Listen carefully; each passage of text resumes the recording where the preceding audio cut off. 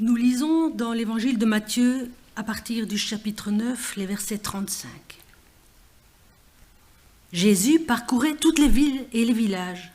Il enseignait dans leurs synagogues, proclamait la bonne nouvelle du royaume et guérissait toute maladie et toute infirmité.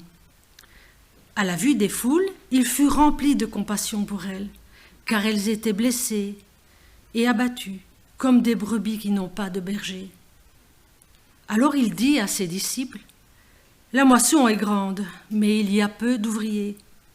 Priez donc le maître de la moisson d'envoyer des ouvriers dans sa moisson. » Puis, Jésus appela ses 12 disciples et leur donna le pouvoir de chasser les esprits impurs et de guérir toute maladie et toute infirmité. Voici les noms des 12 apôtres. Le premier, Simon, appelé Pierre, et André, son frère, Jacques, fils de Zébédée, et Jean, son frère, Philippe et Barthélemy, Thomas et Matthieu, le collecteur d'impôts, Jacques, fils d'Alphée, et Lébé, surnommé Thaddée, Simon, le Cananite, et Judas l'Iscariote, celui qui a trahi Jésus. Ce sont les 12 que Jésus envoya. Amen.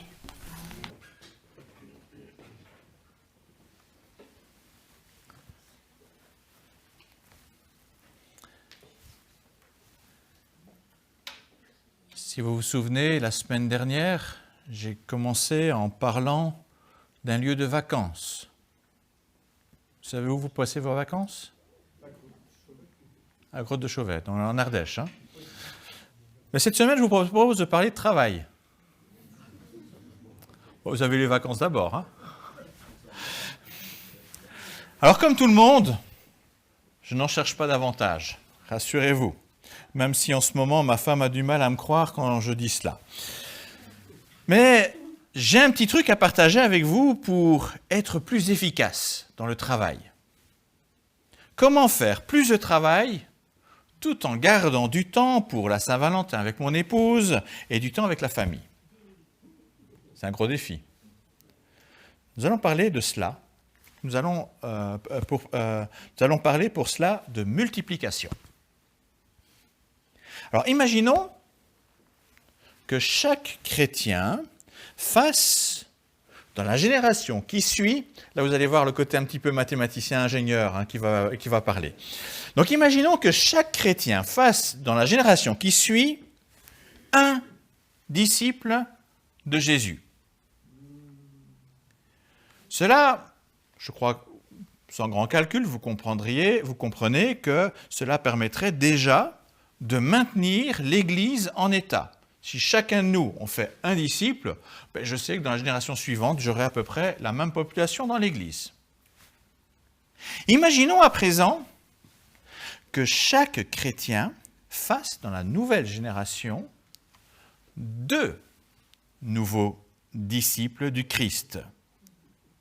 Alors 2 personnes avec qui partager la foi, je ne crois pas que ce soit vraiment énorme.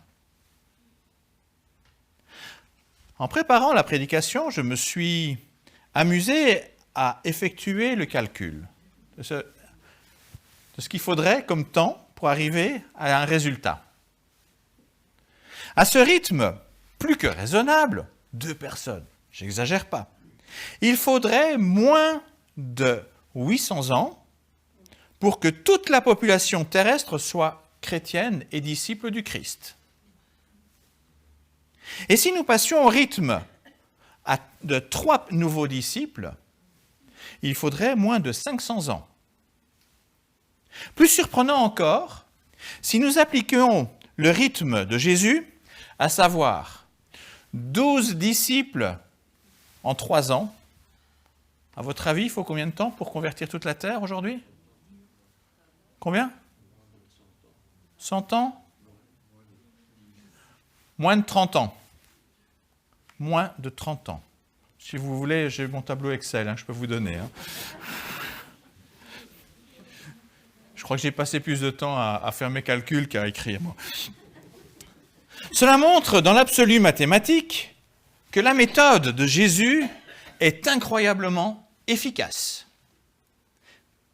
Mais alors, qu'est-ce qui manque à l'Église pour poursuivre dans cette voie? Pourquoi est-elle en déclin plutôt qu'en croissance? Tel que je viens de vous présenter, la croissance, elle a l'air quand même simple. Et pourtant, on vit une Église en déclin. Pourquoi? Il va de soi que répondre à ces questions n'est pas aussi simple que de vous proposer ces petits calculs comme je viens de le faire. Toutefois, il me semble utile de nous laisser interpeller par ce que nous dit l'Évangile de Matthieu pour nous encourager dans le travail missionnaire. Par missionnaire, j'entends ici le travail des disciples qui font d'autres disciples. Nous sommes disciples du Christ et nous sommes envoyés pour faire d'autres disciples. Alors, ce que nous avons entendu dans l'Évangile de Matthieu est un texte charnière. Je vous l'ai expliqué que dans Matthieu, il y avait une alternance entre des passages narratifs et puis des discours. Et on se trouve juste entre les deux. Et nous avons un passage charnière entre, d'une part, les chapitres 8 et 9 qui décrivent des récits narratifs, qui décrivent le ministère de Jésus, et d'autre part, l'envoi en mission des disciples.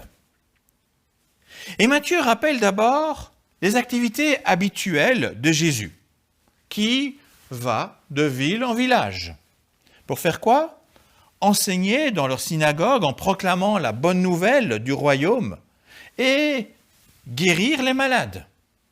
C'est ce qu'on peut voir dans les chapitres 8 et 9. À la vue des foules, on voit donc une activité efficace de la part de Jésus. Alors jusque-là, rien de nouveau. Jésus fait son travail et il y a des foules autour de lui. C'est efficace. On l'a vu. Cependant, Matthieu en dit davantage avec un verset qui retient tout particulièrement mon attention ce matin. À la vue des foules, il fut rempli de compassion pour elles, car elles étaient blessées et abattues, comme des brebis qui n'ont plus de berger. Avec cette phrase, l'évangéliste invite le lecteur à jeter un regard nouveau sur les 2 chapitres précédents. On aurait pu voir tous les miracles comme un moyen d'attirer l'attention et le témoignage du renouveau voulu par Dieu. Il existe cependant une motivation plus grande. Rappelez-vous, la semaine dernière, j'ai évoqué la question du visible et de l'invisible, avec l'exhortation à ne pas porter un jugement sur les apparences, mais à regarder au-delà. Or, c'est exactement ce que fait Jésus ici.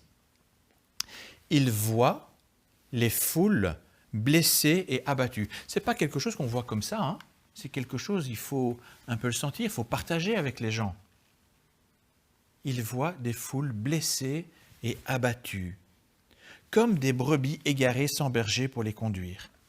Il voit les besoins des gens en souffrance, qui ne savent pas vers qui trouver de l'aide, du réconfort, une espérance. En voyant cela, il est pris de compassion. Si vous voulez partir avec un mot aujourd'hui, gardez ce mot-là, compassion. En voyant cette foule, il est pris de compassion. Or, c'est cette compassion qui anime Jésus, qui anime son cœur pour cette foule. C'est grâce à elle qu'il trouve la force pour son ministère qui est difficile. Il va quand même vers la croix. Pourquoi il y va? Par compassion. Aujourd'hui, quand on parle d'évangélisation, on est davantage focalisé sur les moyens et sur les concepts pour convaincre l'autre. Nous pouvons certes y réfléchir. Je ne dis pas que ça n'a pas de sens de prendre du temps d'y réfléchir. Mais la première chose nécessaire, c'est avoir de la compassion pour les gens qui nous entourent, comme Christ avait compassion des gens qu'il voyait. Dans notre contexte, tout autour de nous, beaucoup sont en souffrance, abattus, sans savoir où chercher une perspective d'amélioration, sans espérance. J'étais encore en début de semaine à des funérailles d'un jeune qui s'était suicidé. Où est l'espérance? Est-ce qu'on le voit cela? Même si nous ne le voyons pas au premier coup d'œil, un vrai mal-être touche énormément de personnes autour de nous. Nous pourrions être tentés d'agir comme les responsables religieux de l'époque de Jésus qui disaient au peuple « Faites ceci, croyez cela ». C'est commode de nous réfugier derrière ces certitudes en donneurs de leçons. Mais c'est totalement inefficace pour guider les gens vers le berger dont ils ont besoin. Il ne peut y avoir d'évangélisation sans d'abord une vraie compassion pour les gens, sans un profond désir de leur apporter une espérance, une amélioration concrète dans leur vie. Pour faire des disciples, il faut d'abord profondément aimer l'autre, même dans sa différence. Prier pour lui, prendre du temps avec lui, prendre soin de lui. Bien entendu, nous n'avons pas tous le ministère spécifique d'évangéliste, dans le sens où l'apôtre Paul l'entend dans ses épîtres. Toutefois, nous sommes tous capables de développer la compassion en désirant ce qu'il y a de meilleur pour l'autre. Nous sommes tous capables de cela. Après avoir décrit la motivation première de Jésus pour son ministère auprès des gens, Matthieu ouvre alors un nouveau discours de Jésus qui commence par ces mots. « La moisson est grande, mais il y a peu d'ouvriers. Priez donc le maître de la moisson d'envoyer des ouvriers dans la moisson, dans sa moisson. » En voyant la foule, Jésus prend conscience de l'immense tâche qui se présente devant lui. Il n'est pas possible qu'une seule personne puisse répondre à toutes les attentes. Certes, la foule a besoin d'un berger, et dans l'évangile de Matthieu, ce mot se rapporte toujours à la personne du Christ. Mais le ministère de Christ, de Jésus, ne suffit pas et ne suffira pas. Il faut impérativement des ouvriers qui s'investissent pour conduire les gens vers ce berger, vers Christ. En effet, la moisson est une belle image pour désigner les foules nombreuses. Ces foules dépassent bien entendu les seules foules qui ont côtoyé Jésus. Elles incluent les gens des nations et des générations suivantes. Le champ, c'est le monde entier. D'aujourd'hui, le monde entier, d'hier, d'aujourd'hui et de demain. Et la moisson, ce sont entre autres toutes les personnes qui sont autour de nous. L'amour et le regard compassionnel de Jésus sont vraiment très larges quand il regarde les foules. Il ne regarde pas que les gens en Galilée, il nous regarde aussi, il regarde notre monde encore aujourd'hui. Alors à l'heure actuelle, quand on voit la crise des vocations pastorales, nous serions tentés de dire, comme Jésus, qu'il y a encore bien trop peu d'ouvriers dans la moisson. Pourtant, ce mot « ouvrier » ne signifie pas spécifiquement « pasteur ». Vous ne verrez pas de lien entre le mot « ouvrier » et le mot « pasteur » ici. Si on doit mettre le mot « pasteur », ce serait plutôt pour le berger, et le berger, j'ai dit que c'était Christ. C'est un terme volontairement large qui laisse la place à différentes tâches. Et d'ailleurs, à noter que Jésus évoque non seulement les ouvriers, mais aussi le maître de la moisson. Il utilise là une image très connue de l'époque, un maître d'un champ et des ouvriers. Il existe donc un responsable qui est là, qui coordonne le travail pour la moisson, qui coordonne les différentes tâches pour pouvoir opérer la moisson. C'est lui qui équipe ses ouvriers et qui les dispatche selon le travail à accomplir. À certains, il va peut-être donner la faux, à d'autres, il va donner de la corde pour faire des gerbes, à d'autres, il va donner un chariot pour ramener les gerbes. Voilà, il y a différents outils qui sont donnés aux différents ouvriers de la moisson. Chacun peut avoir un rôle différent.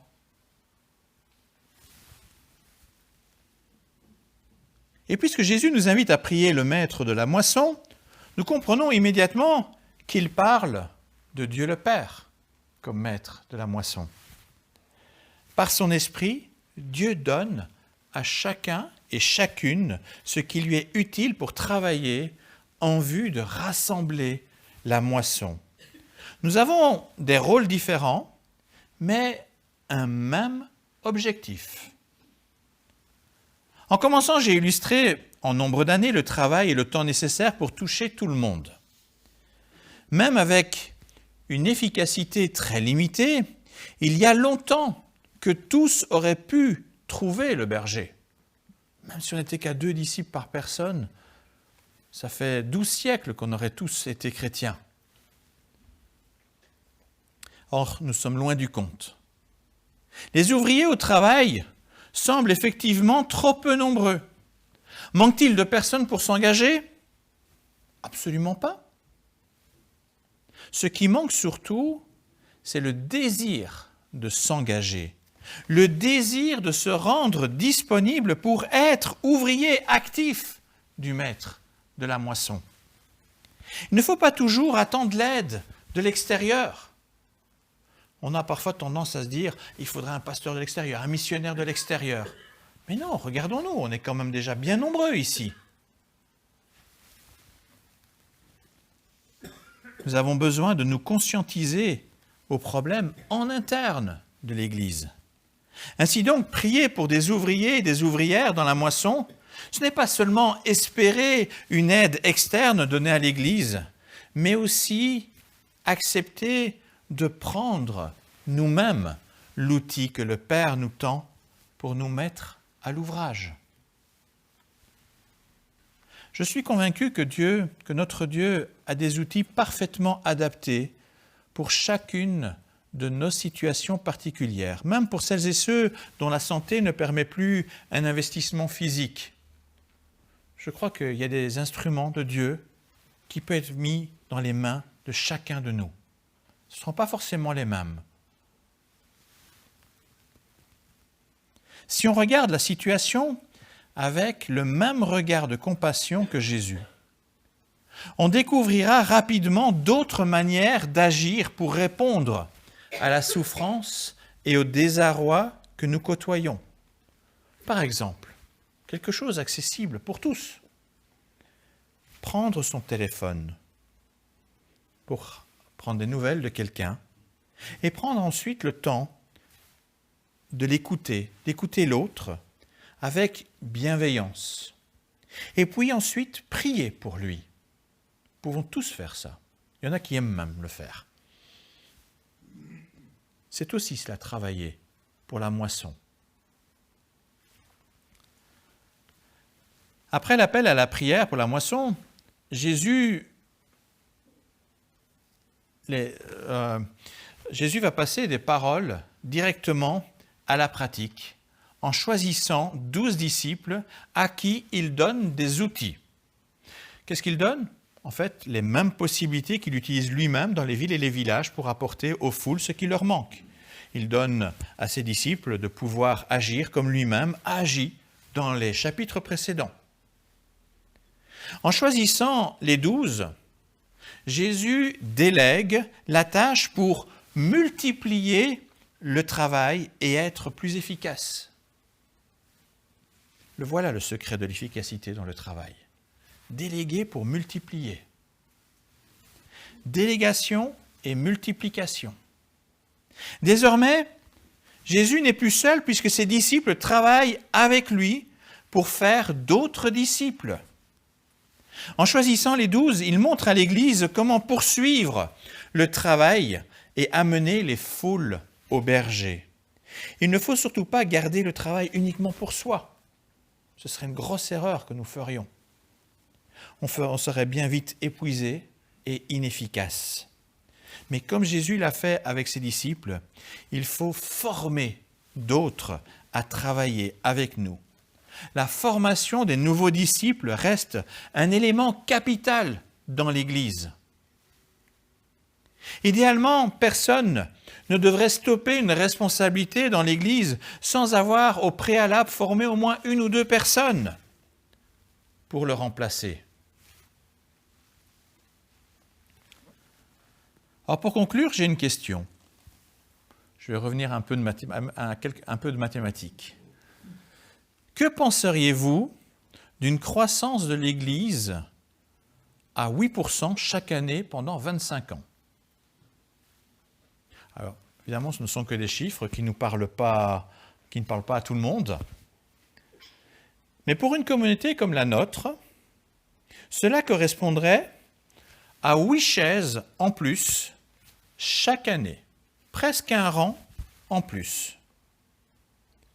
Je peux vous dire qu'avec une telle croissance, nous devrions assez rapidement passer à plusieurs cultes chaque dimanche. Alors, sans doute que cela semble trop beau pour être possible. Et pourtant, cet objectif est tout à fait réaliste si chacun de nous parvient à partager l'Évangile à 2 personnes au cours de sa vie. Je parle 2 personnes au cours de sa vie. Vous pouvez commencer avec vos enfants. Amener seulement 2 personnes à Christ durant sa vie. Voilà un engagement que nous pouvons tous prendre, je pense, au sérieux et qui n'a rien d'extravagant. C'est pourquoi, quand la musique va passer après, je vous invite à nous recueillir et à penser dans votre tête à 2 personnes. Pourquoi pas un membre de votre famille proche? Et devant Dieu, je vous invite à nous engager, à prier pour ces 2 personnes. Pas seulement aujourd'hui, pas seulement demain, mais à prier avec persévérance. Jusqu'à ce que cette personne trouve le divin berger qui la conduira dans les champs d'herbes vertes et près des eaux paisibles, comme nous l'avons chanté tout à l'heure. Demandons au Seigneur qu'il nous donne la compassion nécessaire pour persévérer dans cet engagement que nous voulons prendre à la suite de cette prédication. Ne perdons jamais de vue qu'il s'agit d'amener ces personnes au berger de qui vient la vie. C'est pour ça qu'on on parle de compassion. C'est amener des gens à la vie. Et pour nous encourager, n'oublions pas ce que Jésus a promis. Il a dit, faites des nations des disciples, etc. Mais il nous a laissé une promesse quand même en nous envoyant en mission. Je suis avec vous tous les jours, jusqu'à la fin du monde. N'oubliez jamais cela. À Dieu seul, soit toute la gloire. Amen.